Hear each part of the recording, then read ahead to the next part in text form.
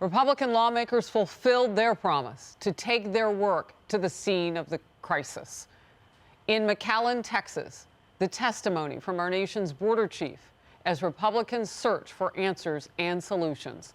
The White House accusing them of playing partisan games with the hearing. Well, that is rich, considering Democrats are playing their own.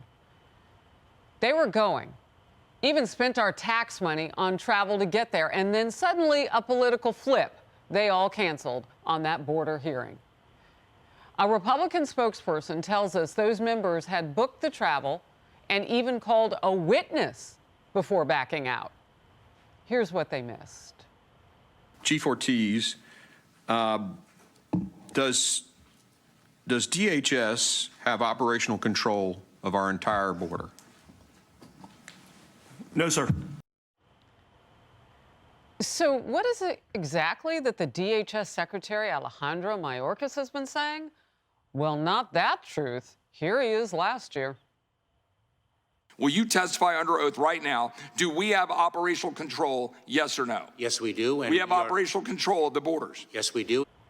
And it was bad back then. It's historically raw and dangerous now, so you know it's not under control. In focus, Art Del Cueto, National Border Patrol Council Vice President. First, Jackie Heinrich, live at the White House for us. Jackie.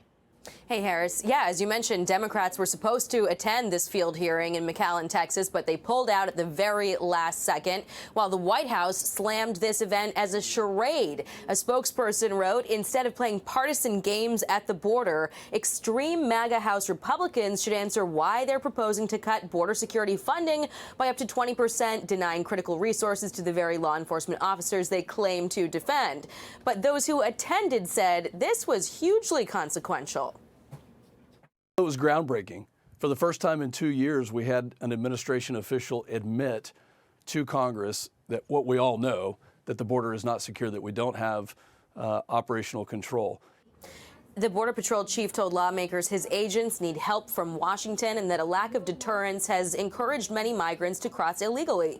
He also argued the decision to remove border wall infrastructure was about politics and not national security. I do not believe in a wall from sea to shining sea, but I do believe in infrastructure and barrier systems in concentrated areas, especially urban areas. We tore down perfectly good infrastructure system in some areas that we should have just left alone. Del Rio was a perfect example of that. The Department of Homeland Security defended itself after this hearing, saying that it showed the vital work that Border Patrol agents are doing to enforce laws and combat cartels, and also said Chief Ortiz's comments highlight the impact that investments in things like technology have made in this, securing the border, despite the system being broken and dismantled when they inherited it. Harris. Jackie, thank you very much. Art Del Cueto, National Border Patrol Council Vice President, in focus now. Art, first of all, look, it turned political pretty quickly when the Democrats didn't show up, but you can't quell the truth. I mean, we are hearing from the top Border Patrol agent, and what are you learning? Well, you know, look, it's been political for quite some time, but you can't help it. And that's because you have two political parties, one that cares about securing our nation's border and the other one that continues to ignore that the problem exists. So by them not showing up, that's another slap in the face to everyone out here that's putting their lives on the line. And it's really, frankly, a slap in the face to the American public. The problem is there. The problem exists. And people need to know the truth. The only ones that are gaining from this, it's the drug cartels. And you know what? The drug cartels don't care what side of the aisle anyone's standing on. They just care about making money and harming American lives. Well, let me ask you this. When the top Border Patrol agent suddenly goes on the record on Capitol Hill with what you know to be true, with what we all know to be true for those of us who've been down there and covered it, how does that change the game? Because you have somebody in Mayorkas who I know, and you know that I know from talking to people on the ground, who have told me that when the Haitians, thousands of them, were under the bridge in Eagle Pass, Mayorkas, the secretary of DHS, called and said, is that real or is that a fake picture? I mean, not only did he not want to take responsibility control of that situation, he wanted to pretend like it was make-believe. No, and they also like to focus on certain areas or what they want to do, Harris. While those 16,000 Haitians that you were talking about underneath the bridge were happening, there was over 20,000 gotaways in Tucson sector.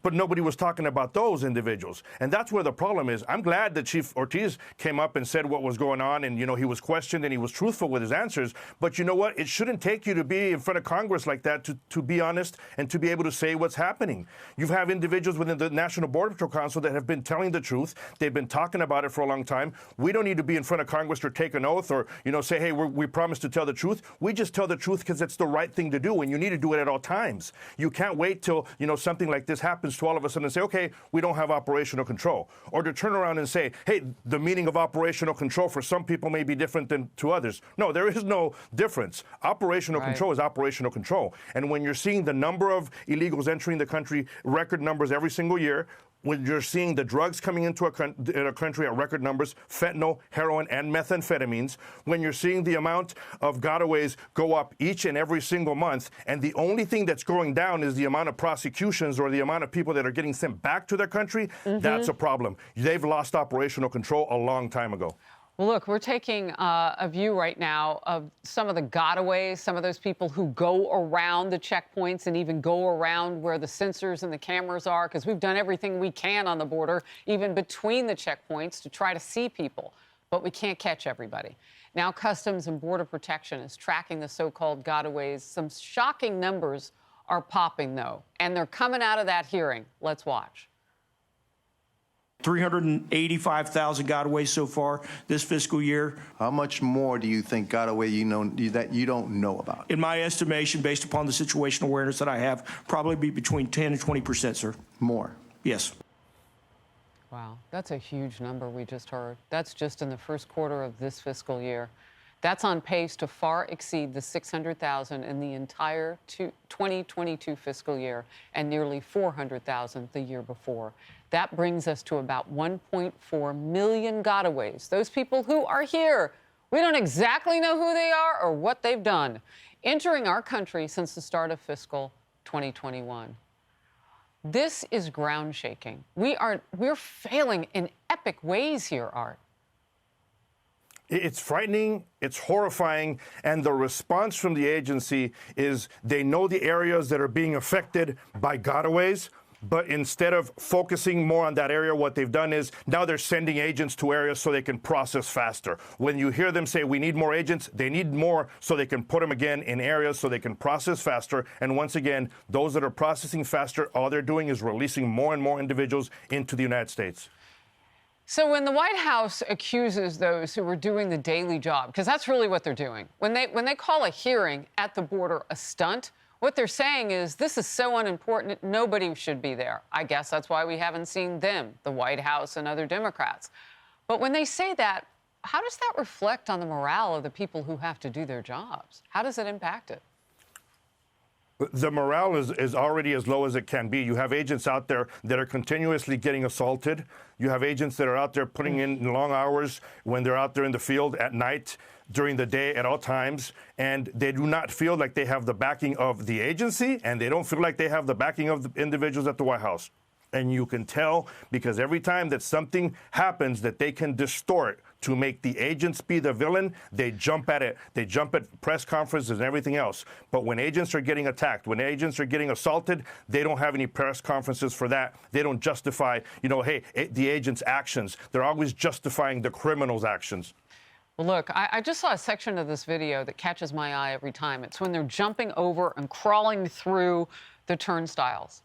If people want to get into this country the legal way and they go to a checkpoint, there's a line to stand in and there's a way to behave to get in. Look at this.